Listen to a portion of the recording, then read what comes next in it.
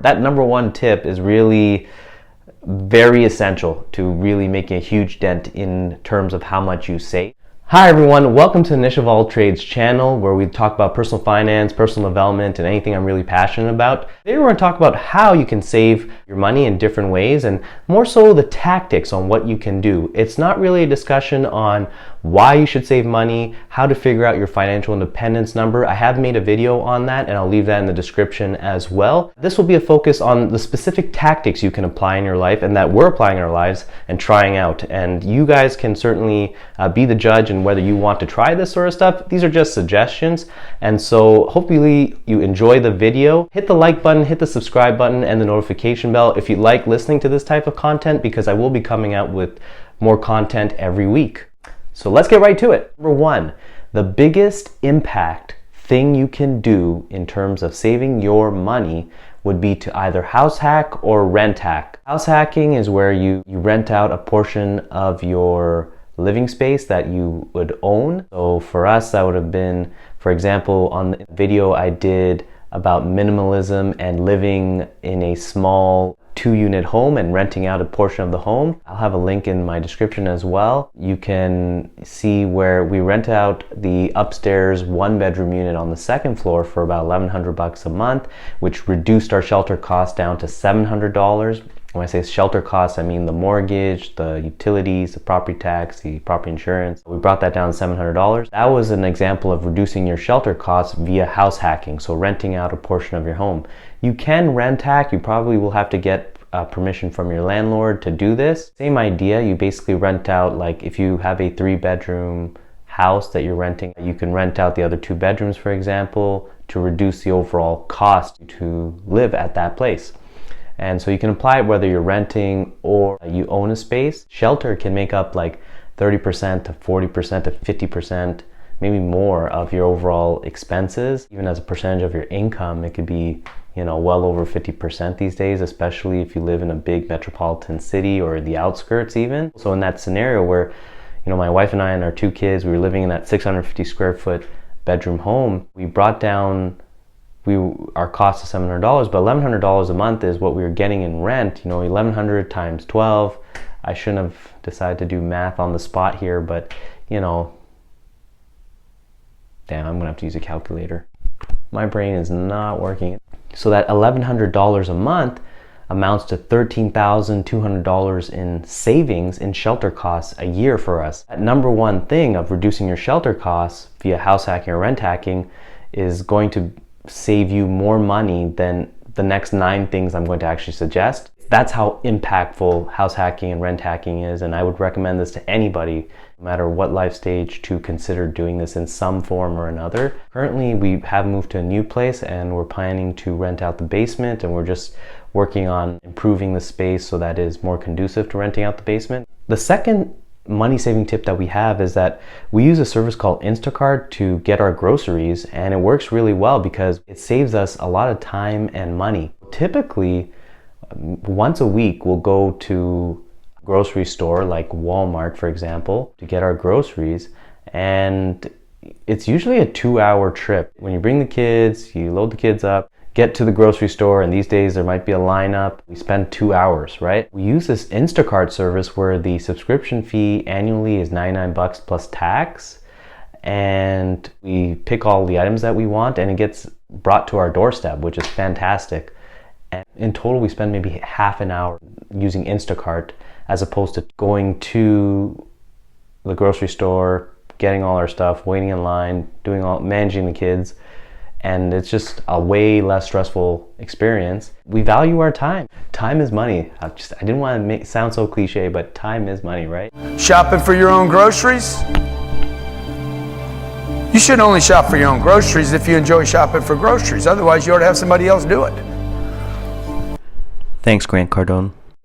And so 30 minutes versus 2 hours, plus there's wear and tear on your car. I have the CAA website where you can actually estimate what your wear and tear is per kilometer. This is the CAA website that lets you calculate your cost per kilometer. So you enter your stats for your vehicle. For us, roughly total cost per kilometer is 67 cents per kilometer, and based on a few other factors like what percentage of city driving versus highway driving you drive, and the cost per fuel. So you can play around with these variables and estimate cost per kilometer. I will leave a link in the description below.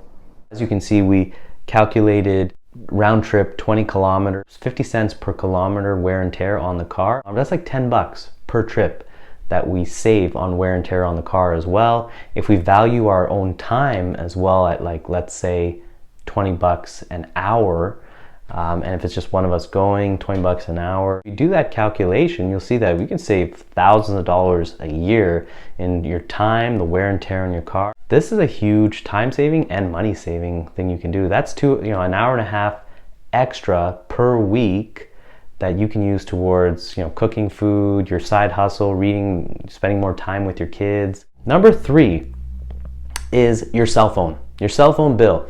Cell phones are an essential thing to use. Having a data service package is super important. So typically, your average person would probably spend $70+ on a data package these days. And what I would recommend is to look for an alternative where you spend less on that data package. So one service we've been using for about 7 years now is Public Mobile.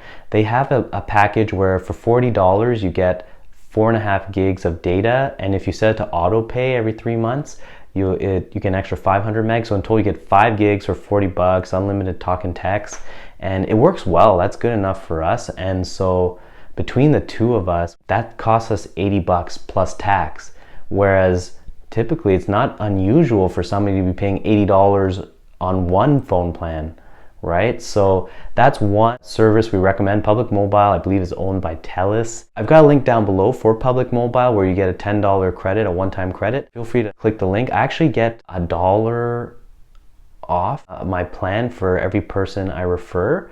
And so you feel free to refer other people as well if you sign up with Public Mobile, and you'll actually get $1 off your plan for every other person you get signed up to Public Mobile as well. So in theory, if you refer, like if you had a $40 plan, if you referred 40 other people and they're actually using Public Mobile regularly, you could have a free plan in theory. A $40 plan versus a $75 plan, and we have two, you're buying two of those plans for example, 2 people in your family, that's about an $800 savings per year. That's why that's our number 3 tip. Number 4 tip is cutting your own hair. So I cut my own hair, and that saves like $20 a month. It's fairly easy to do if you just look up a couple YouTube videos on cutting your own hair. Now, if your wife is willing to let you cut her hair, you certainly want to do your due diligence and research that a little bit more. As you can see, there's a problem. Or if she's willing to cut her own hair as well, there's $25 to $30 to maybe more than that. I've heard some outrageous cost for cutting hair as well, but I don't know, like let's say like $30 per haircut every 2 months or 3 months or so. That adds up, and we've got 2 kids, so we cut their hair as well. Actually, my mother-in-law rather cuts their hair every once in a while. I've estimated roughly $350 to $400 a year is what we save cutting your own hair. Seems bizarre, but we do it and it's working. So, number 5, garage sales. What'd you say, $1? No, man. No, I'd like to do business with you, but I mean, we're just so far apart right now. I don't know. Garage sales, Kijiji, Facebook Marketplace, hand-me-downs, all of those have been a source for us to get used stuff that we use a lot in our lives. So for example, the Pixel 2 a couple years ago, we got that off of Kijiji. Now you do have to be careful with technology in particular. You want to make sure it works because there's a lot of people out there that will try to sell you a dud. And so I made sure the phone worked when I met the person, and so we got a Pixel 2 for like $500, I want to say. It was half of whatever the price was at the time for a Pixel 2. And so that's an example where you can save quite a bit of money if you use Kijiji or Facebook Marketplace or garage sales. We love garage sales.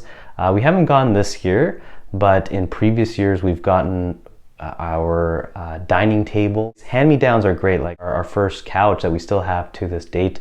has been great, and that was from family as well, that hooked us up. Baby stuff, so we got a lot of hand-me-downs from family for like strollers, crib, getting baby stuff at garage sales, like whether it's like toys or kids books. Like kids books, like, you know, when we go to garage sales, sometimes we've got them for like 25 cents a book, which is fantastic. And toys are often, you can get them at garage sales for like nothing really. In any given year, we'll probably save like $500 at least on stuff that we purchase via Kijiji, Facebook Marketplace, and garage sales in general. And then hand-me-downs are just free, right? So that's really nice. And then anything we don't use, especially with kids stuff, as our kids are getting older, we give that stuff to our friends or give it away as well. So whenever you're thinking about buying a bigger ticket item, like a couch or a table, I would recommend that you think about potentially looking at what you can get on Kijiji or Facebook Marketplace or a garage sale. I wouldn't go get a car seat on Kijiji necessarily, just because you don't know if it's been in a crash before. I think for safety reasons, you probably want to get your car seat new. Credit cards that provide cashback as a reward. So cashback rewards are a fantastic way to just passively make some money on stuff you would normally buy anyways. We've been using this legendary card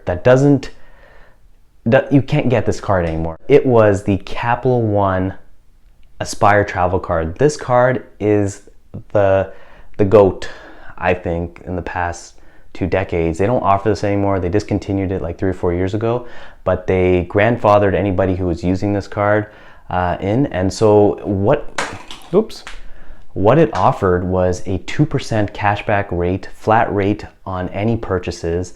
It offered an awesome insurance related package as well for travel insurance, and if you lose your luggage or if you make any purchases, there's like a warranty on any technology related items that you buy. Every year you hit your anniversary, you get an extra $100 towards travel, and you can redeem it as cash if you'd like, or you can redeem it in a way where you just erase your transactions on your credit card. It obviously was too expensive of a card for Capital One, so they've discontinued that. They grandfathered it in, but I just got a letter in the mail like a few weeks ago where they said that they're going to reduce the overall cashback rate to like 1.5% and also remove that $100 anniversary reward as well per year. So it's not as good of a card anymore. So I'm going to be on the hunt for actually the next best cashback credit card. So look out for that. I'll be doing a video at some point on my research. Cashback can be great.